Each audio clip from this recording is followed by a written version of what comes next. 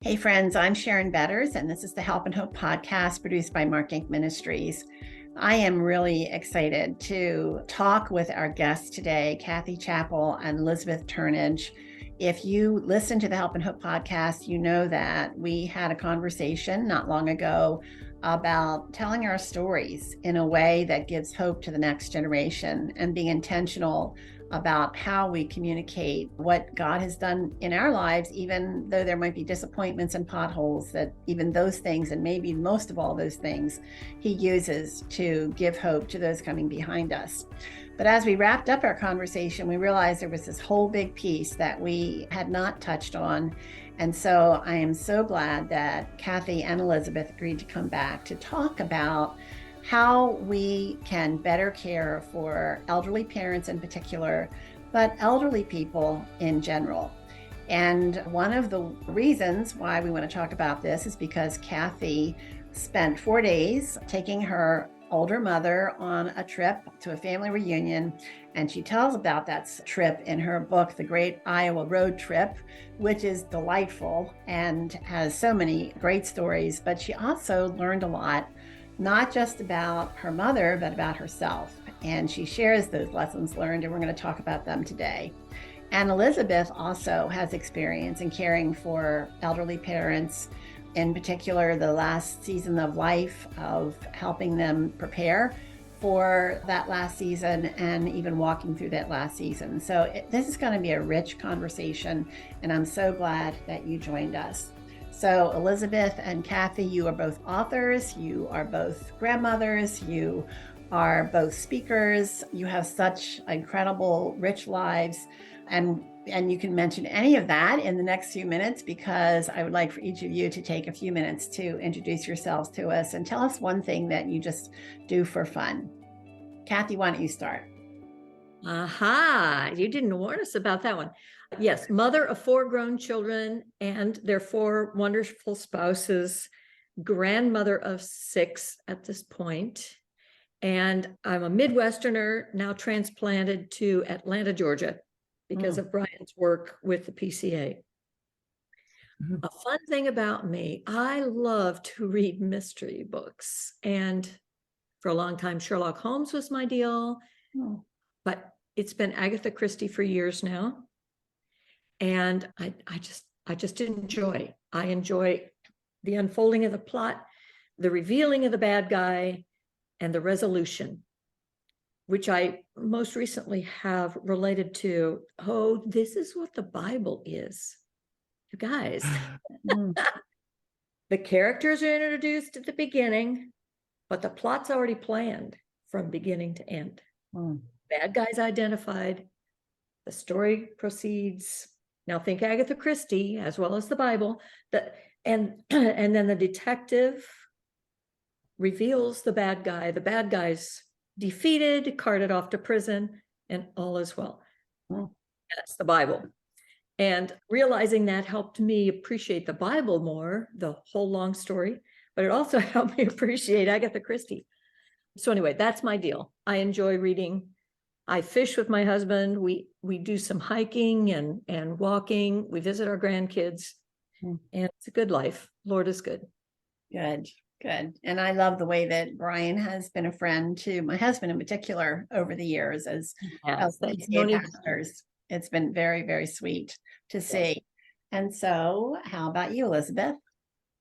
Well, I'm also a mother of 4, and 3 of our 4 are married, and each of those 3 had babies in 2022. And so we are now grandchildren and getting ready for a beach week with all 3 of these little ones. And there's one on the way due in November. So this is our season of just growing. And one fun thing I like to do to relax is watercoloring, which I am not very good at. I haven't had any lessons. I do like online tutorials, and I love Let's Make Art with Sarah Cray. she just says, she makes you take this little pledge that says you're going to have fun and you're not going to compare your work. And she always says, it's only a piece of paper, just paint, don't worry about it. And so that's kind of been a relaxing thing that I like to do in the evenings. I read a lot during the day for my work as a writer and speaker. So I read a little bit at night before I go to bed, but I like to watercolor after my husband and I hang out for a while. That's what I like to do. And maybe one day I'll get better at it, but so far maybe you'll be illustrating your books in the future. Who knows? That's a long way off. Well, who knows? But it's wonderful. I'm glad to hear about that. I didn't know that about you.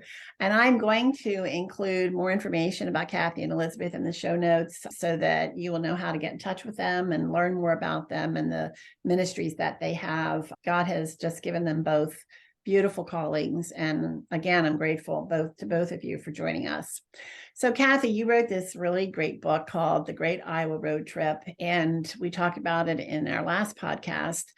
And I could resonate with some of the stories you were sharing. But what seemed to be a recurring theme for you was really spending the time with your mother in an enclosed space in a car and getting to know things about her that you maybe knew before, but they weren't that big of a deal because they were very infrequent. You weren't with her for hours at a time. But at the end of the book, you write about some of the lessons learned in this road trip that I think are invaluable for caring for elderly people. And the first thing you said was, I don't know everything. And I thought, well, we all probably would say, I don't know everything. But in this context, what did you mean? And how did that change the way that you got along with your mom? I don't have a problem saying I don't know everything, but I thought I knew my mother. I mean, she was my mother. Yes. I had lived with her for the first 20-ish years of my life, but I hadn't lived with her after that. After Brian and I were married, we just celebrated 45 years. I hadn't lived with her. We lived about an hour and a half away from my mom and dad for most of that time.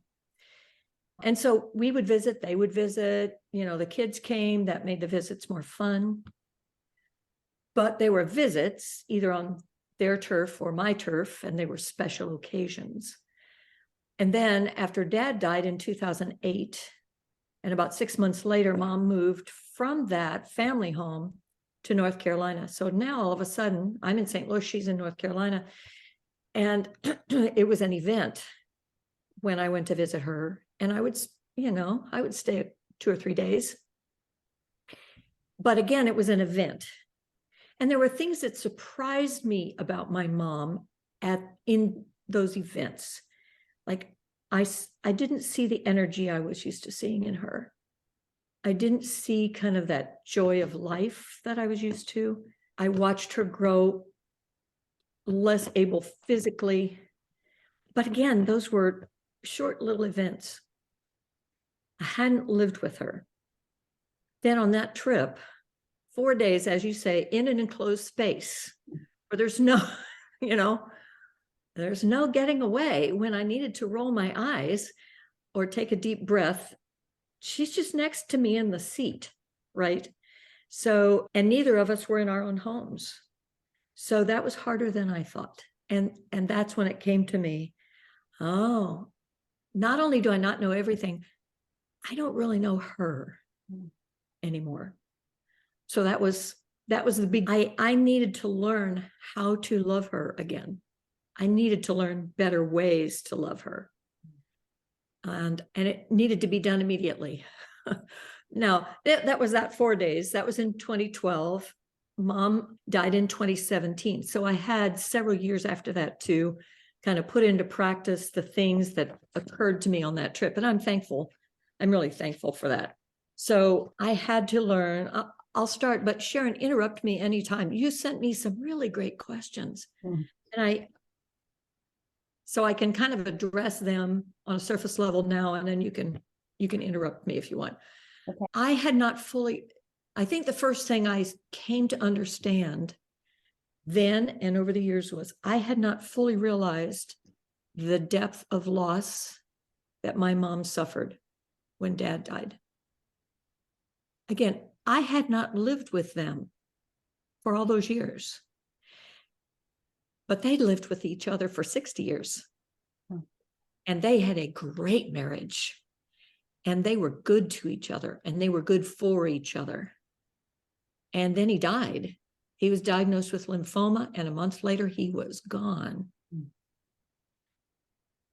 And 6 months later, Mom moved from that house of 55 years to a new house. She had to downsize all her things. She had to give away furniture. She had to give away dishes. She had to downsize drastically to move to this small house. It was a great little house. She was 5 minutes away from one sister, about 20 minutes away from another sister. But she had had the same phone number for 55 years. She lived in the same time zone for 55 years. She had seen the same newscasters on her television. I mean, the depth of loss I had not processed. So she lost her whole life, basically. She was living, but nothing was the way she knew. And I was expecting her to be the same from what I knew. And that was wrong. That was, it was not cruelty on my part. It was just, I didn't know. So I had to grapple with that as well as my expectations for the trip. And I just want to jump in here because I'm thinking of a friend who has experienced this, and her children who they just don't understand. They to the point of deep resentment and anger, because they feel as though when they lost their dad, they lost her too. But there doesn't seem to be insight into that loss, recognizing the loss that she experienced is different than their loss. Because I think there's that other side that says, well, I lost him too, but there's a different feeling there. Can you talk about that for a minute? I mean, help these adult children understand a little bit more, although I think you've done a beautiful job already. I think the years as my parents age, and we would take our children to visit them. And particularly my older son, who has always been very sensitive to adults. And he would say to me, isn't it beautiful the way Grandma and Grandpa love each other? They walk hand in hand. When the receipt comes at the restaurant that they've taken us to, they look at it together. That was our impression, how they love each other, and they did. But we didn't fathom was how they, both elderly, after 60 years, they were like this. And now we've pulled him away.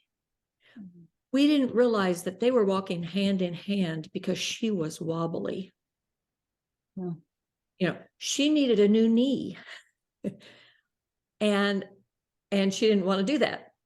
So he would walk hand in hand with her. He would stabilize her.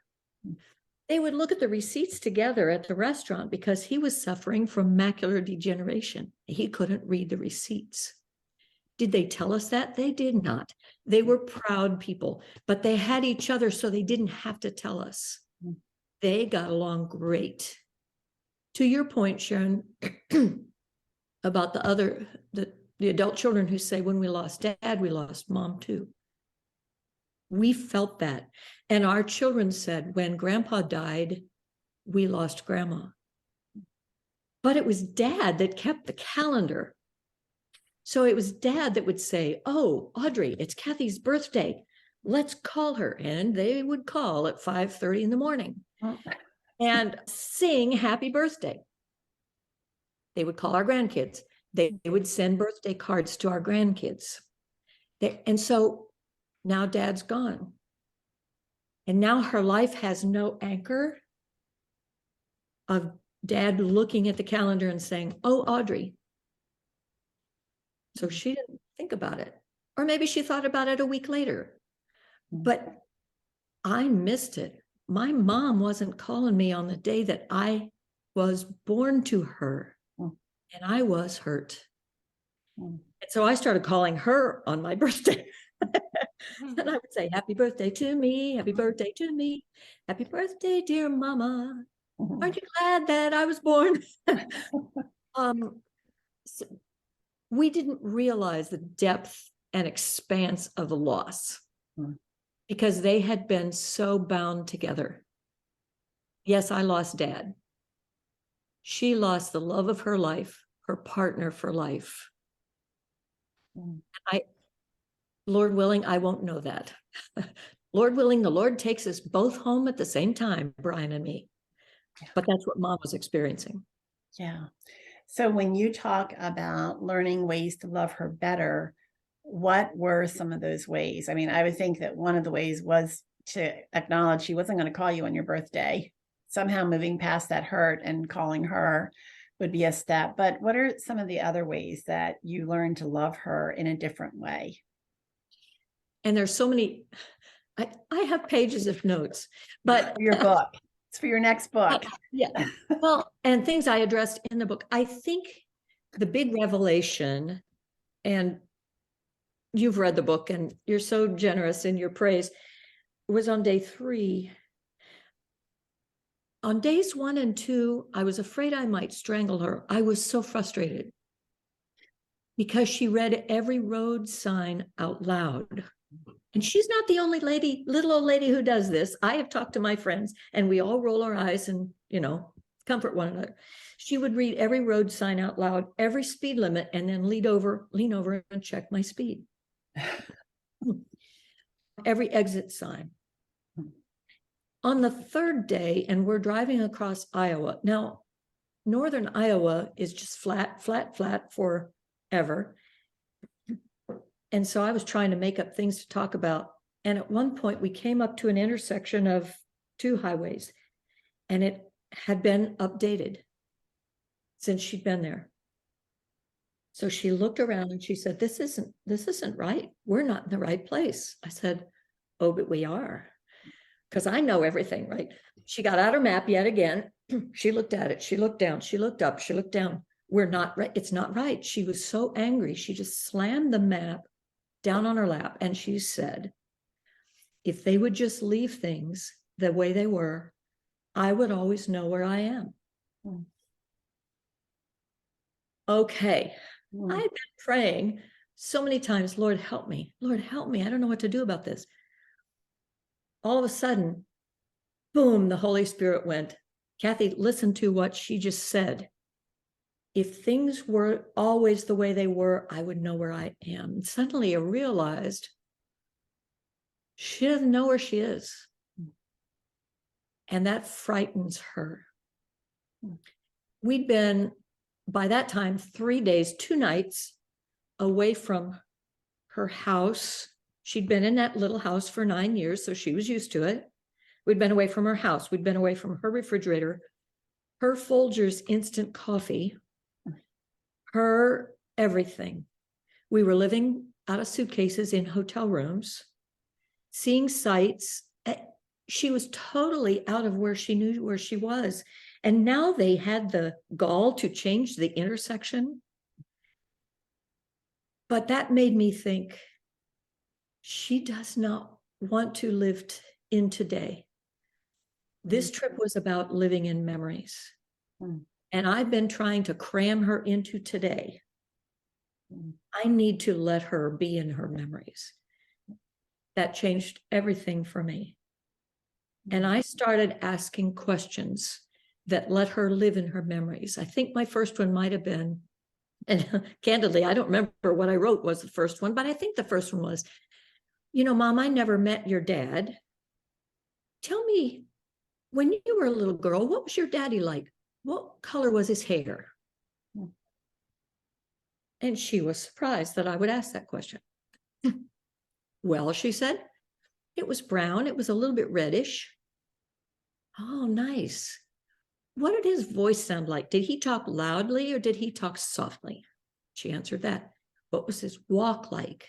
I just started asking her questions that let her like leapfrog backwards to her memories. And all of a sudden, it was like a dam burst. And she was all about telling me stories. And I was, wiping away the tears because I thought, thank you, Lord, you have helped me understand what this trip should have been. You asked, how did this trip change my heart? And I had to realize how really self-oriented I am. And I want to stress a difference, I think, between selfish and self-oriented. I had to learn that when my kids turned into teenagers. And I had to realize that teenagers and toddlers both view life coming at them in terms of how it affects them. That doesn't mean they're selfish, it means they're self-oriented. All they can process is, how does this affect me? And that's what I was being. I was being, what will this trip mean to me? What will I learn on this trip? Who will I meet on this trip? I'm taking mom on this trip. I'm doing this. Pretty cool, right? I'm pretty cool. I had to turn my back on that attitude and replace it with, what does this trip mean to her? What do these memories mean to her? If I ask her about a fact, and if she remembers it, which she may not, she was pretty forgetful at that point. If she remembers that fact, what does that mean to her? And why is that really important? That was the change in my heart. It's about her. It's not about me. I appreciate you saying that. And I think it really is the thread that goes through our whole conversation in these relationships. And Elizabeth, you had recently written an article. It's called When Moving Our Aging Parents Become Necessary. And I think this goes right along with learning new ways of loving our elderly parents. You wrote, our story with my dad reveals a common caregiver struggle. As caregivers, we seek the safety of our loved one, and in so doing, we sometimes ignore or minimize their desires. In our commitment to safety, we can also make the mistake of treating adults as if they were children, unable to make wise decisions for themselves. Even when dementia or disease prevents our loved ones from thinking clearly, we still must care for them with compassion and respect. To learn how to navigate this challenging terrain, we must remain centered on Christ's compassion. This is really good counsel, but what does that look like practically? Because I think especially if the parent is difficult, it's hard to be around them for many reasons. What does it look like to care for them compassionately in these circumstances? Sharon, I think that what Kathy has already said about, starting with humility, I don't know everything, and then looking to Jesus. And I mean, we just really need Jesus so desperately when we're trying to care for our aging parents, because even if they're not really difficult, it may be difficult for us. We move at a certain pace, and we have our ideas of what is right. And particularly when it comes to caring for an aging parent who is sick or dealing with diminished ability to care for themselves, or in my case, my dad had terminal cancer, and so we made this decision. Suddenly the tumors had spread to his bones and his hips, so we were concerned about his safety walking and getting up downstairs at his house. And my brother and I just made this very quick decision that we're going to get him moved. And in that article, I wrote about how I wish what I wish I had done differently.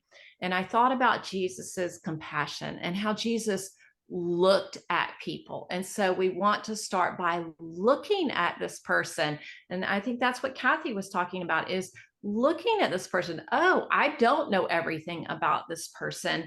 And how Jesus looked at people was he saw the whole person, and he saw their physical needs, and he saw their emotional needs and their spiritual needs. We need to, we're looking, I wear glasses, we're looking through so often as the daughter or son of an aging parent, we're looking through our own lens of maybe fear for their safety or our desire to control the situation.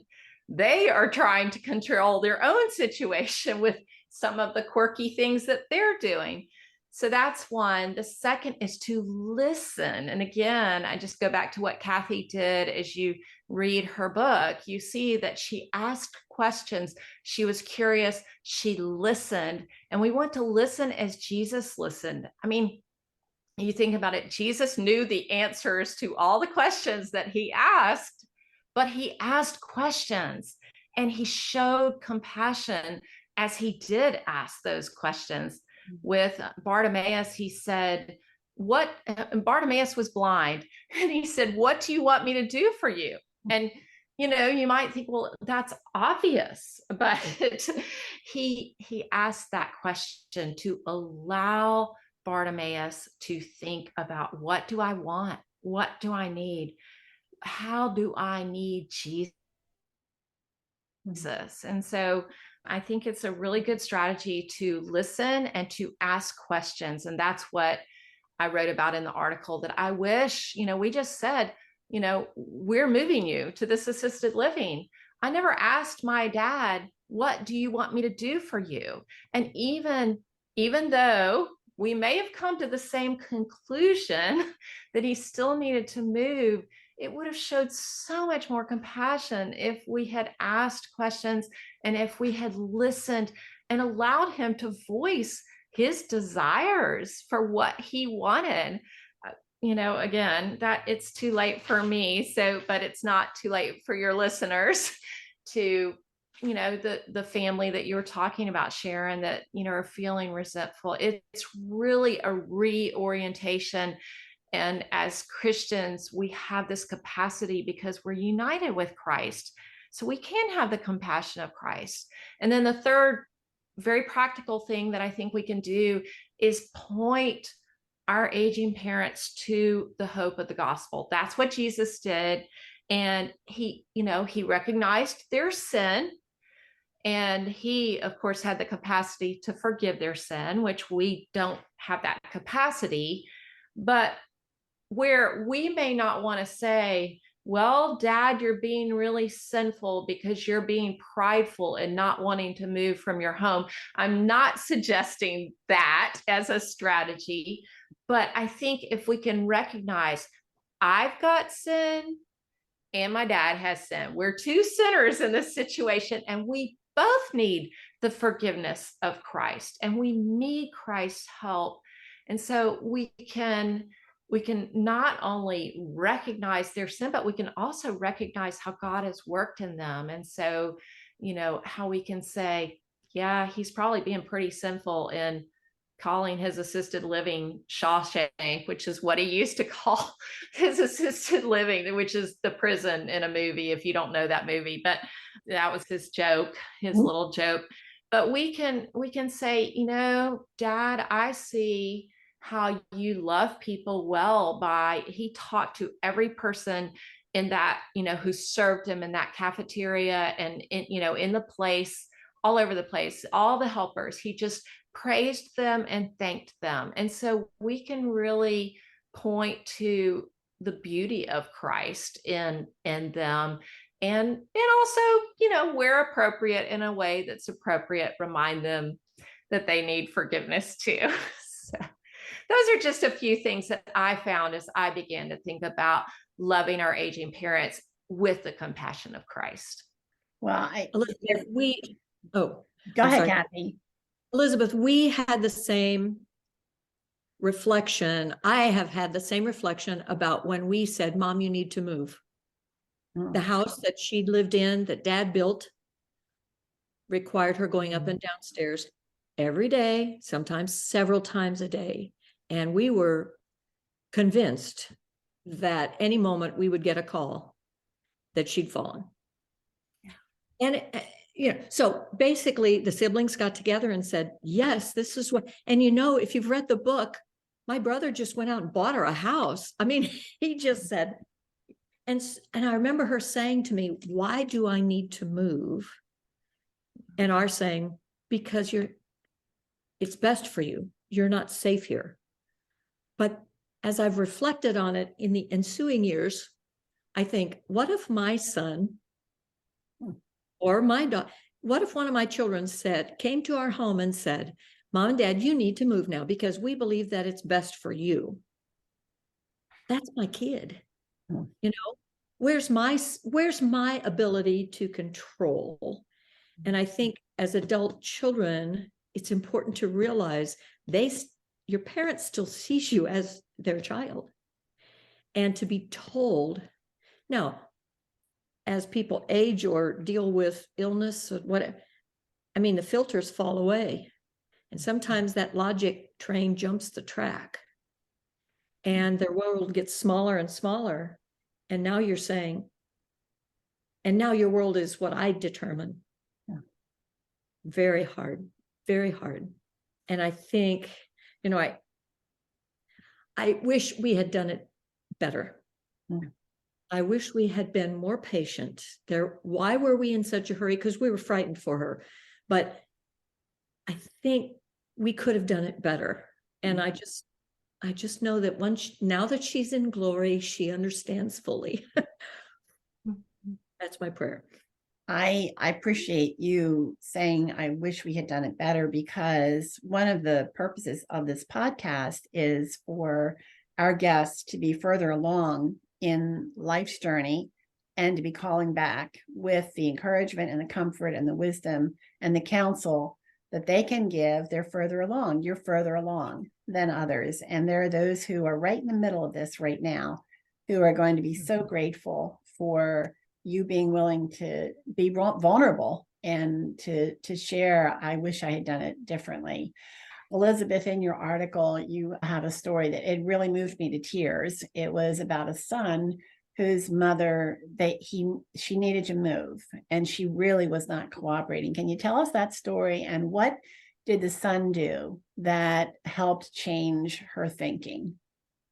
Yeah, so he had been, again, a situation that many of us find ourselves in, trying to help a parent downsize.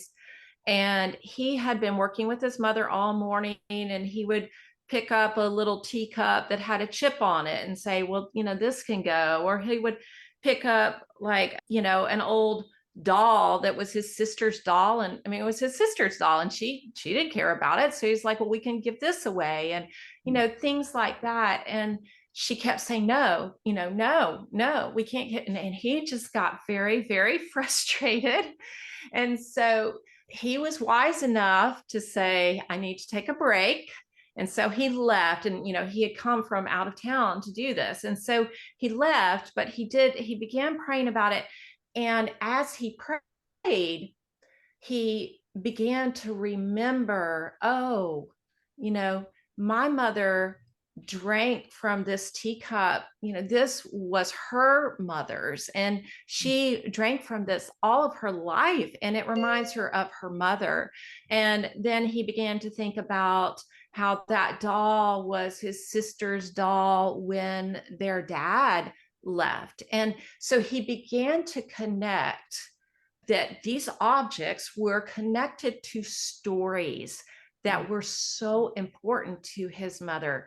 And I want to mention two things that I read in a book called How to Say It to Seniors. And this man works in the psychology of aging. And he says there are two things that seniors are really motivated by. And one is, and this is not surprising, the legacy, having a meaningful legacy. And the second is the desire for control. And we already kind of talked about that with, talking about moving our parents. But the same thing is true over wanting to control, these are my possessions, and you can't tell me what to do with my possessions.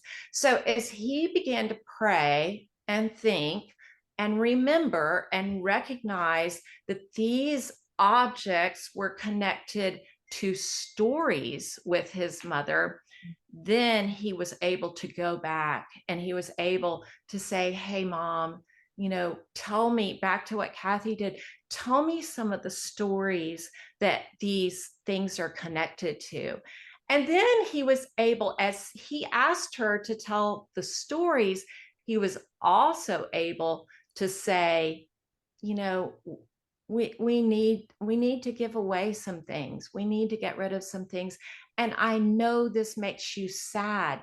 And as soon as he was able to name the grief that she had and having to let go of these things, she was sad, and she was able to agree with him that it made her sad, but she was also able, much more open to letting go of them, and even saying, okay, well, we'll write down, we'll just write a sentence for each one of these things, like, this doll is important to me because, and just write the things down and then be able to put them in the giveaway pile.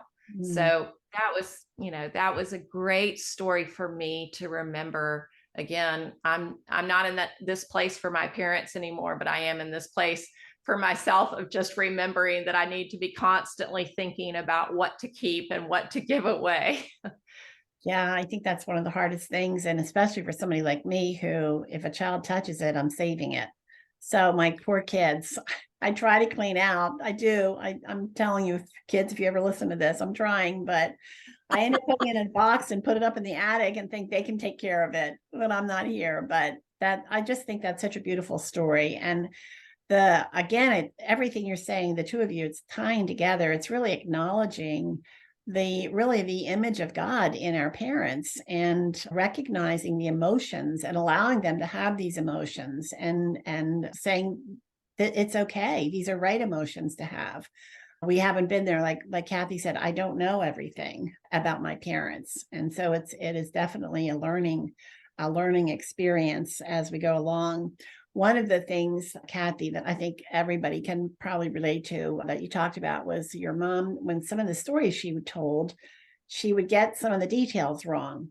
In your opinion, she was wrong in her storytelling. And at first you corrected her repeatedly because she would tell the same story with the same mistakes in it. And then something changed for you. What did you realize about her storytelling, and even some of the other quirkiness that she had that you didn't realize were so ingrained in her? Well, the story that changed me was, as she was talking, I was talking about having visited England, having visited England with Brian.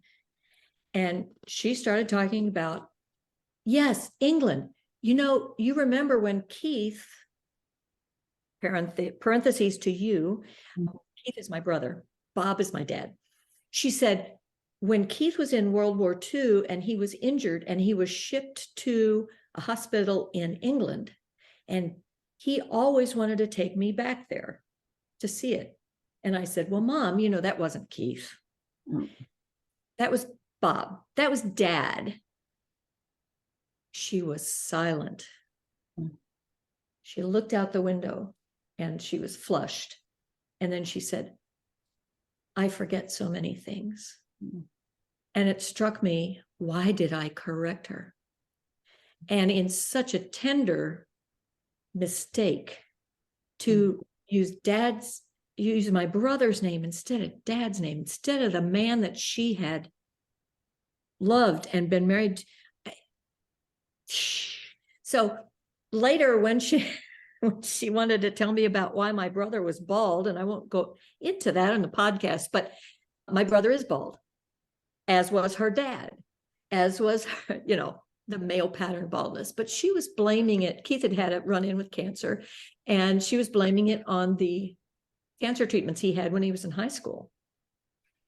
And I said, I don't think that's why he's bald now. I think that's male pattern baldness. She insisted. And finally, I just let it go. I thought, okay, what's really seared into her memory is when her only son, her firstborn child, battled cancer, for which the survival rate was about 20% in that day. And he lived, and he thrived, and he became a surgeon, largely because of that medical experience. That's what she holds on to. Okay, let her blame baldness, whatever she wants on that. It's okay. I don't need to be right. The forgetfulness is real, but I don't need to be right. That's my own issues with control, right? So that was a huge lesson, and changed all my conversations with her thereafter. Wonderful. She knew. I do also want to say, at some point when my youngest child was listening to her grandma, my mom, be forgetful. And Katie said to me later, "Mom, what's wrong with grandma?" And I said to her, and I remind myself of this, grandma's forgetfulness is not her fault, nor is it her failure. It's a result of many years of life and many years of living each day to the best of her ability, of living each day, going to bed at night exhausted, waking up the next day, ready for action. That's the reality. The forgetfulness is going to happen. Some sooner than later will suffer it. But it's going to happen to us. And we have to not see it as this horrible failure. We have to see it as, this is part of life. And it's a part that we may regret advancing upon us. But the Lord is still in control. Our life is still written in his book. And rather than be angry or frustrated, we need to say, yes, Lord, help me to be patient here with her, as I hope others will be patient with me as it comes. I think you raise a really good point here. Is, first of all, God's view of aging is Psalm 92, Psalm 71. He gives us a calling in our last season of life to continue to reflect him and bear much fruit, but the fruit bearing is all about him when we're planted in his house and in his word, and he's the one that grows the fruit in our lives. But it's a different view of aging than what our culture has of aging. And I love what you said to your daughter about her grandmother. And what an example of what are we communicating about our aging parents or anyone who is aging? What is our perspective and our view? And our culture is not kind to older people. The forgetfulness and the quirkiness and all those things, instead of, as you just said, it's really the fruit of a well-lived life, a full life. And it's part of the natural process of how God has created us. There's a lot of demeaning and disrespect and dishonor. I think we need to remember that what we are reflecting to our children is what they're going to reflect to their children as well. And so we're modeling for the next generation how to care for the elderly. I'm 75, so some would say, well, you are elderly. And so you're talking about yourself here. And I think about my own children, and I'm going to make sure they listen to this so that they can see the perspective. But we're going to be wrapping up soon. But I wanted to ask a question about when my mother was in her last season of life, she was very ill. But those who didn't know her would not, when she went out, she would dress up and put her makeup on, and they would have a hard time believing that she had to crawl up the steps because her heart was so weak. And so she dressed every morning. She got up and she got dressed and was ready for her day, even if it was sitting on the sofa in front of the fireplace all day long. On the other hand, I had another friend who, same kind of situation, where she just kind of gave up. She would not get dressed in the mornings. She would sit in her recliner and feel very bad for herself and just did not take care of herself. What is the balance as a child, an adult child, to help our parents continue to stay engaged with life? Because the response of the one who has given up is, you have no idea you wait until you're my age, wait until you're where I am. So Elizabeth, do you have any, what would be your thoughts there on how to help a parent enjoy life, or when to know just to let them make up their own minds?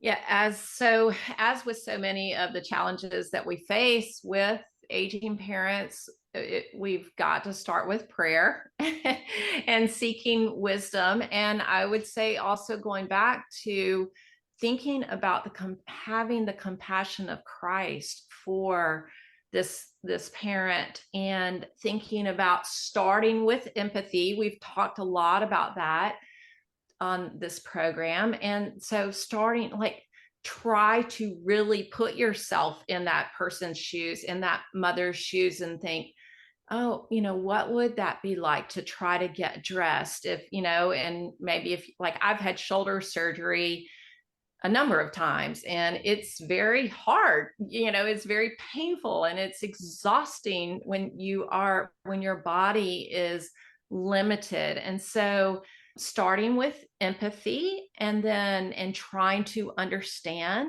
And then the other thing that I think is really important is to affirm anytime you see that person doing anything that does require that effort, and to name that, to think, oh, that took a lot of effort for you to get into that chair. Wow, that, and thank you for taking the time to have a conversation with me, because it takes energy to have a conversation. So I do think that we can start by looking to praise and to understand. And then when we have laid that groundwork, starting with the compassion of looking and listening and praying and praising, then we may have the opportunity to challenge and to say, studies show that older people who are more engaged with other people, who do things with other people, who have conversations with other people, that they are happier and they are healthier. And so, maybe in a positive way, still trying to challenge that person to make that effort. But when they know that they're going to get a lot of praise for making that effort, that makes a difference. I think that lots of times we just we assume it's just like for us to get dressed and get downstairs, and we don't stop to think, that's hard. Oh, wow, thank you for taking the time to come downstairs today so I could be with you. That's where I would go with that. Always back to prayer for wisdom, the compassion of Christ, and and then where we can, challenging that assumption, I can't do this. I think the next step too, and I'm sure you would agree with this, would be when we're saying, studies show that you're going to be healthier, is to say, what can I do to help you? What can I do? Can I help you get dressed? Can we spend the day together? Can we, maybe I could take you out for lunch, something like that, so that you're getting the person back involved. They don't feel like you don't know how hard this is. But when you say, well, I'll help you, and you're meeting so many needs in that level, because then they have some time to spend with a person that they wouldn't be spending it with, and they feel better about getting up and moving around. So that could be a whole nother podcast where we talk about how to physically help elderly people, and also the church having a spirit of servanthood and care that models for the next generation how to care for elderly as God has commanded us to, and has provided his word to show us how to do that. Well, I hate to wrap up our time together. I could talk to you guys all day. I wish we were neighbors so that we could enjoy being with one another and just, chatting without any limits, but we do need to wrap up. And I wanted to ask you, could you encourage that person who is caring for an elderly parent? Maybe the parent really is difficult to be around. What encouragement would you give to that person as they're preparing to be with that elderly parent, maybe later today. Elizabeth, why don't you start? And then Kathy, you can finish us up, wrap us up. Yeah, I would just say, you are like, this is hard.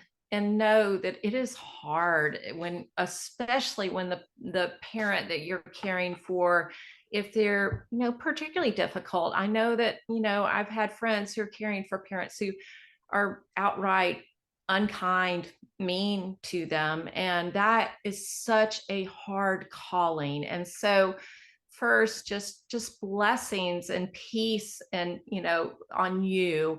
And it's very important to have a good community and support structure to encourage you in that, because it is so hard.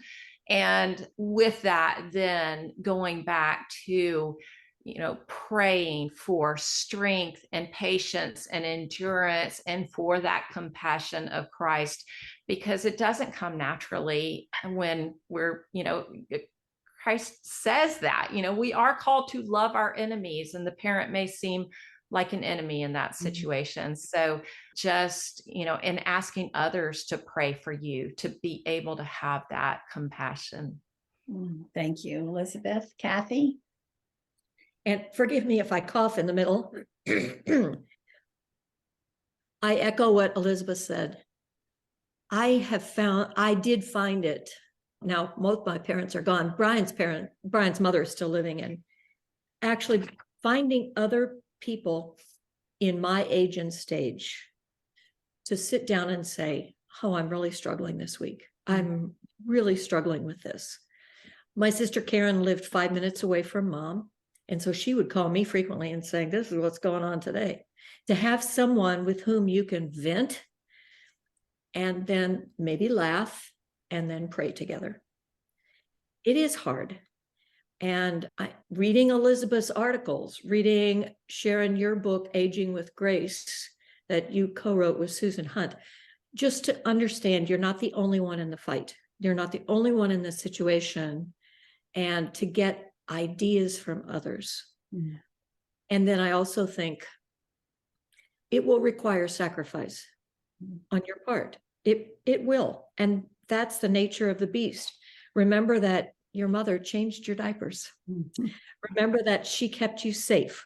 Remember that she labored and birthed you. And so why would you not, at this other end of her life, be what she needs you to be? It will be sacrificial in many cases. My mother was never unpleasant to me. My father was never unpleasant to me. There are those who struggle with that. And I don't have an anecdote to solve that problem, but realize it will be sacrificial. Find your friends, pray, and reflect Christ. You are the hands and face of Christ in this situation. And that's a pretty amazing calling. So, right. That's a beautiful way for us to wrap up this conversation. We are the hands and face of Christ. And we pray that he is always reflecting his love to those around us, and thanking the Lord for the community that he has given to us, where there are people who can walk that pathway with us. I'm Sharon Betters, and this is the Help and Hope podcast. And my guests today have been Elizabeth Turnage and Kathy Chapell. And you can connect with them on their websites. Kathy, what is your website? KathyChapell.com. It's Chapel with 1 P and 2 L's. Kathy Okay. Chapell. Kathy with a K. Okay. Kathy with a K, KathyChapell.com. And Elizabeth? ElizabethTurnage.com.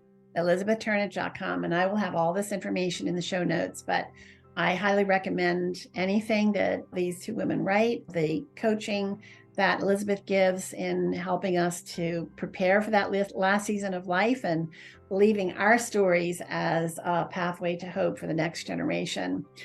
You can go to helpandhopenow.org. That's our website, where you can find more resources like this. And I look forward to being with you another time.